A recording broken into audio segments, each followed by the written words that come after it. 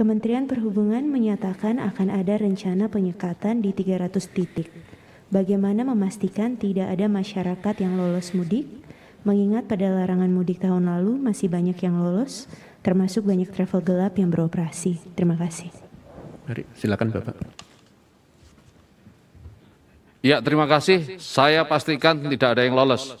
Karena kita bangun 333 titik evaluasi dari pada mudik tahun lalu. Tahun lalu kita bangun 146 titik. Tahun ini kita bangun 303 titik dan sudah kita koordinasi dengan instansi terkait semua.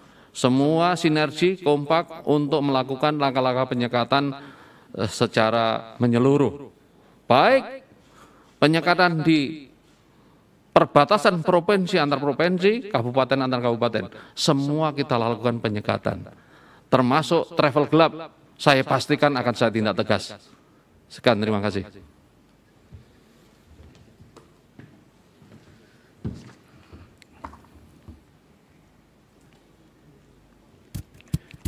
Iya, kalau tadi Pak Kakor Lantas Polri sudah menyampaikan dengan tegas dan clear bagaimana upaya penyekatan yang akan dilakukan selama kegiatan peniadaan mudik nanti. Pada prinsipnya, Kementerian Perhubungan melalui Dirjen Perhubungan Darat juga para Kadisub Kabupaten Kota sudah berkomitmen. Kami hari ini sedang menyelenggarakan Rakernis dan tadi sekaligus kami sampaikan agar para anggota-anggota Disub di Kabupaten Kota bisa dikerahkan untuk mempertebal pos-pos penyekatan yang dilakukan oleh Korlantas Polri atau oleh kepolisian. Dengan demikian, konsep kita, skema kita, penjagaan yang pertama di pintu-pintu keluar masuk provinsi, pintu-pintu keluar masuk kabupaten kota, tidak hanya untuk jalan tol, jalan nasional, tapi termasuk juga adalah jalan alternatif yang sering digunakan masyarakat untuk keluar dari wilayah-wilayah itu. Artinya bahwa selain jalan nasional, semua jalan-jalan katakan istilah dengan jalan tikus dan sebagainya akan kita lakukan penjagaan. Dan Korlantas Polri atau kepolisian tentunya pasti akan melibatkan unsur dari Polsek dan juga TNI pasti akan melibatkan juga unsur dari Koramil. Dengan demikian kita harapkan kemungkinan masyarakat atau kemudian kendaraan bisa keluar dari satu daerah ke daerah lain, itu akan kita lakukan penjagaan dengan ketat. Saya kira demikian yang bisa kami sampaikan. Terima kasih Pak. Pertanyaan selanjutnya dari Christine Chandraningsih, Kyodo News. Ditujukan untuk Dirjen Perhubungan Udara. Untuk transportasi udara, apakah ada pembatasan? Karena kemarin Menteri Perhubungan belum menyinggung pembatasan untuk transportasi udara selama masa mudik. Terima kasih. Terima kasih pertanyaannya. Jadi mulai hari ini sudah cukup jelas ya, karena SE dari gugus tugas, kemudian juga peraturan Menteri Perhubungan sudah jelas meniadakan untuk angkutan lebaran. Sedangkan rute-rute penerbangan bandara itu tetap terbuka, masih buka. Karena untuk mengantisipasi hal-hal yang kita butuhkan tetapi tidak untuk keperluan mudik. Sebagai contoh tadi, seperti kita sampaikan tadi sangat jelas bahwa rute-rute penerbangan akan tetap melayani untuk yang logistik, untuk keperluan-keperluan dinas-dinas tertentu. Jadi cukup jelas ya, artinya bahwa pembatasan itu tidak ada, tetapi pelarangan yang ada atau peniadaan angkutan lebaran. Demikian, terima kasih. Terima kasih Pak. Selanjutnya pertanyaan dari Marsyalana Gita Metro TV ditujukan kepada Dirjen Perkereta-apian dan Dirjen Perhubungan Laut. Terkait dengan larangan mudik, ada pengecualian untuk transportasi darat dan laut. Salah satunya kereta api luar biasa. Apa saja syarat penumpang kereta api luar biasa tersebut? Selain kereta api luar biasa, ada juga pengecualian bagi transportasi laut. Apakah hanya untuk pengangkut logistik atau termasuk kapal penumpang milik Pelni? Terima kasih.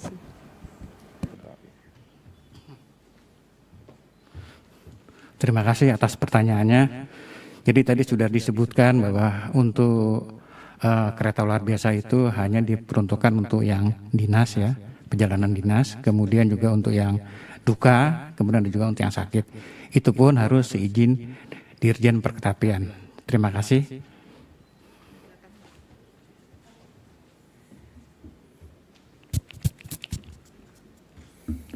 Terima kasih. Tadi sudah saya sampaikan sebenarnya untuk angkutan laut juga ada pengecualian ya. Jadi tadi untuk ASN, untuk TNI Polri, misalnya ada bencana, kemudian kalau kargo udah pasti, kalau nanti misalnya ada ABK kapal dari luar negeri yang harus juga kebutuhan-kebutuhan yang lain, misalnya untuk daerah-daerah yang sehari-hari mereka tidak ada jalan lain selain dengan kapal laut. Jadi untuk daerah-daerah yang dalam satu kecamatan, satu kabupaten, satu provinsi, tapi mereka rutin memang harus memakai angkutan laut. Itu termasuk yang dikecualikan. Tentu tetap mengikuti tadi sesuai dengan ketentuan di SE dari gugus tugas.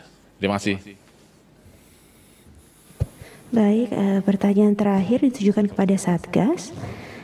Izin bertanya dari kantor berita Antara, Marta. Pak, terkait dengan puasa, bagaimana tips menjaga imun tubuh tetap sehat di saat menjalani puasa di tengah pandemi, dan bagaimana usahanya untuk mendukung kelancaran vaksinasi saat puasa? Terima kasih. Baik, terima kasih. Jadi pada prinsipnya sudah banyak studi yang menyatakan bahwa puasa yang setidaknya dilakukan selama 3 hari akan efektif membantu proses peremajaan dari sistem imun melalui produksi sel darah putih yang baru. Namun imunitas tersebut dapat diperkuat dengan upaya lainnya seperti menjaga asupan yang berkualitas. Agar tetap prima, makanlah makanan yang tinggi karbohidrat sebagai sumber kalori yang dapat berupa nasi, roti, dan lainnya. Telur, ikan, atau daging harus dimakan setiap hari sebagai sumber protein yang merupakan pembentuk imun dan jaringan tubuh lainnya. Sayur dan buah juga tetap harus dimakan dengan rutin untuk mendapatkan mikronutrien esensial. Saat berbuka puasa, memang saat yang membahagiakan, tapi tetap juga harus menjaga penguasaan diri kita dengan membatasi makan makanan yang tinggi lemak seperti gorengan, gaji, dan lainnya, serta mengurangi konsumsi gula dari takjil dan makanan penutup. Begitu juga dengan olahraga yang dapat menjaga keseimbangan metabolisme tubuh, misalnya melakukan olahraga ringan secara rutin 3-5 kali seminggu, atau olahraga intens dengan durasi yang tergolong singkat, kurang dari 30 menit, dari biasanya untuk mencegah kelelahan berat. Namun olahraga juga meningkatkan output cairan dari tubuh, oleh karena itu disarankan untuk melakukan olahraga setelah sahur sebelum berbuka atau 1-2 jam setelah berbuka puasa. Durasi olahraga juga dibatasi hingga kurang dari 2 jam untuk mengoptimalkan pembentukan dari fungsi sistem imun tubuh. Cairan yang diasup juga ditingkatkan 1,5-2 kali lipat dibandingkan biasa. Pembentukan imunitas tersebut dapat disempurnakan dengan pelaksanaan vaksinasi, di mana sesuai dengan arahan Kementerian Agama bahwa vaksinasi tetap akan dilakukan mengingat berdasarkan pertimbangan khusus bahwa injeksi intramuskular tidak membatalkan puasa. Proses vaksinasi akan dilakukan sebagaimana vaksinasi saat bulan lainnya demi mencapai herd immunity dan target vaksinasi dari pemerintah. Terakhir, saya juga hendak mengingatkan bagi umat muslim yang hendak melaksanakan ibadah puasa, selain meningkatkan imunitas, kita harus senantiasa memperbanyak frekuensi cuci tangan, menjaga jarak, dan menghindari kerumunan, perbanyak istirahat, dan menunda puasa jika berada dalam keadaan sakit berat. Dan untuk tetap menjaga kondisi mental dan psikologis dengan terus beribadah, berdoa, maupun berkumpul dengan keluarga inti di rumah. Terima kasih Bapak Ibu sekalian, saya harapkan agar rekan-rekan media dapat menyampaikan informasi dalam konferensi pers hari ini, agar masyarakat benar-benar memahami alasan peniadaan mudik serta teknik pelaksanaannya nanti. Saya juga mengajak masyarakat untuk menaati aturan yang telah diterbitkan pemerintah terkait mudik, sebagai upaya melindungi diri dan orang terdekat dari penularan COVID-19.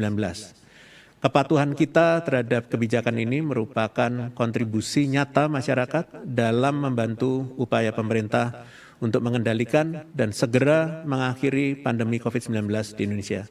Sekian konferensi pers pada sore hari ini. Terima kasih. Selamat sore. Wassalamualaikum warahmatullahi wabarakatuh.